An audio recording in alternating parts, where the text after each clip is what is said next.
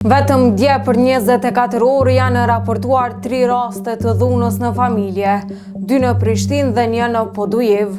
E një gjë e tillë po vazhdon të jetë shqetësuese në shoqërinë tonë. Në Prishtinë, në rrugën Muharrem Feiza, një grua ka raportuar se është sulmuar fizikisht dhe kërcënuar me thikë nga bashkëshorti i saj. Viktima ka marrë trajtim mjekësor, ndërsa i dyshuari është ndaluar për 48 orë pas intervistimit dhe testit të alkoolit që ka rezultuar pozitiv. Një rast tjetër është regjistruar në Podujev, ku një grua ka deklaruar se për një kohë të gjatë ka qenë viktime dhunës fizike dhe psiqike nga bashkëshorti i saj. Ajo është larguar nga shtëpia dhe është strehuar te familjarët së bashku me fëmijën 8 muajshe.